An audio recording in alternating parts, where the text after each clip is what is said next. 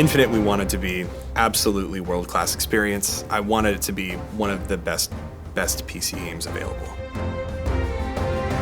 With Halo Infinite, this is the first time that we're releasing the game on console and PC the same day and date, which is super exciting. Importantly though, we're not just shipping a port of the console game on day one.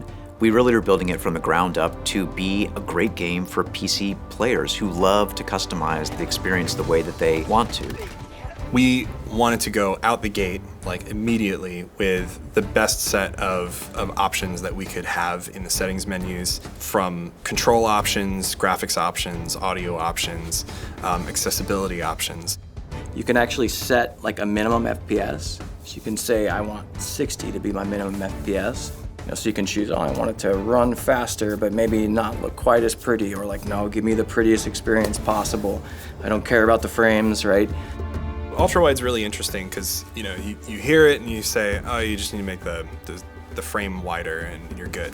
Well, actually, there's quite a lot that goes into it. We do what you could call horizontal plus. If you get a wider screen, you see more on the left and right, as opposed to less on the top and bottom. Some games don't do that for performance reasons. Ultra-wide specifically does have challenges for Sandbox. A lot of them were on our animators because all of a sudden, like, hey, I can see bits of Chief's shoulder where I never could see bits of Chief's shoulder before. When I came on board, a lot of the narrative sequences were built. And it was a really hard sell to go to those teams and say, hey, the tireless months you have put into creating these picturesque moments, we need them to go like that. The UI will have to fill the screen, your HUD will have to fill the screen. If you're on a super ultra wide, you probably don't want your radar and your ammo count like way out on the corners, so we have the options so that you can bring them in. We have paid a lot of attention to advanced graphics settings that you wouldn't normally see in a console game. A lot of them are sliders, so you can tune them down, you can tune them up, and then it's not just on and off. Because we went that far on PC, we were able to bring back a lot of those things on console that you maybe wouldn't always see in a console game. So in the same way that on mouse and keyboard, you can completely customize your key bindings. We have like triple key bindings. You can set up to 3 different keys to a single action. The teams have all worked together to bring a mega low latency experience. You need to make sure that you're set up to be able to deliver the lowest latency experience regardless of the configuration that someone's running. Our latency is some of the lowest in the industry. And the reason our latency is as low as it is they built this cool thing. It's a mouse with like a little light on it. So that when you click the mouse, the LED flashes red. And then we use high frame rate cameras to capture the game window and the mouse in the same frame, and then there we have true end-to-end latency. There's another first for Halo is launching across a family of consoles, and so how do we make our game scaled down to Xbox One or a PC that's kind of equivalent to an Xbox One, but scale up to a Series X and whatever PC someone has that's better than a Series X and the PCs in the future. We want the experience to be as interoperable as it possibly can be. So you should be able to play how you want to play, whenever you want to play, on whichever platform you want to play, and it should work. When you're making a competitive game and it's on PC, you need anti-cheat. That's all there is to it. It's got to happen. We made a commitment early on that we don't want to have any complex DRM or anything that's going to inhibit a player's ability to play the way they want to play. And we want to respect players' privacy, especially legitimate players' privacy, right? We're going to continue to evolve it into whatever is necessary and whatever our players need to have a fair experience. We're going to be out the gate with crossplay between Steam, the Windows Store, all of the consoles, all of the Xbox consoles. It's amazing. If you're playing Infinite through Game Pass on your PC, your save will carry over into your console. And then, of course, multiplayer progression is shared across all the platforms. You just log in wherever you are, and there's your player, there's all your customization, there's your rank. I would say it's especially hard to balance a cross-play title, right? So you don't just need the feel of Halo, but you need the feel of Halo that translates well and is cross-playable between PC and console. So there's been a lot of time and energy that have gone into that. To try to make like controller and mouse and keyboard competitive with one another, it's hard. It kind of started to become clear, like the right thing to do is give them choice. We're gonna have a ranked controller hopper. We're gonna have a ranked mouse and keyboard hopper, and we will have a ranked crossplay hopper as well.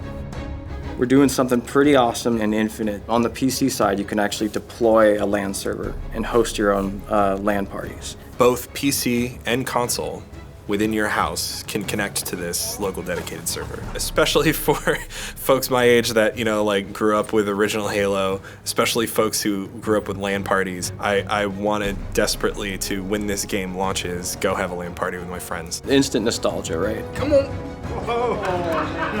Because we're a crossplay title, the way that we manage friends in the game is all through Xbox Live. And that is very common and familiar for Xbox players. It is not as common and familiar for PC players. Our integration with Steam, our integration with Discord, our integration with Xbox Live, those are a lot of moving pieces, and it all works seamlessly together. Open game bar, message a friend, tell them to join, ping another friend on Discord, ping another friend on Steam, pull all three of those people into a fire team and go play. Doesn't matter the platform.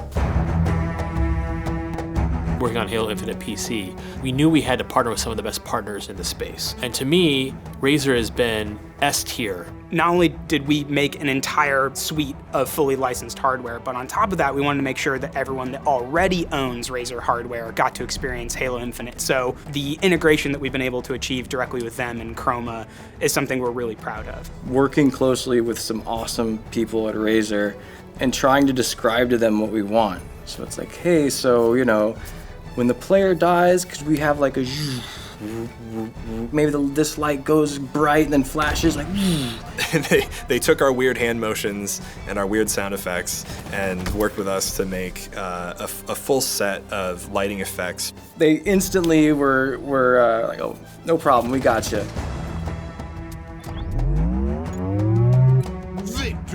AMD's been a really great partner to us.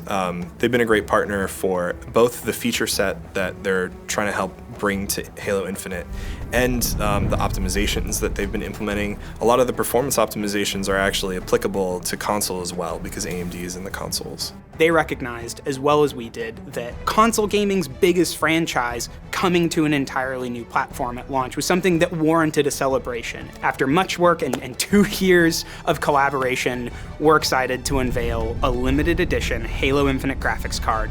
This uses the AMD Radeon RX 6900 XT, and it's the fastest gaming graphics card AMD has ever developed. It's the perfect graphics card to celebrate the release of Halo Infinite on PC. While these graphics cards won't be going on sale, we wanted to make sure that there was multiple opportunities for fans to get their hands on one between now and launch. Make sure you follow Halo and AMD Radeon on social media for more information on how to enter and win. I'm really, really excited with what we've built. I'm really excited with the features that we have right out of the gate.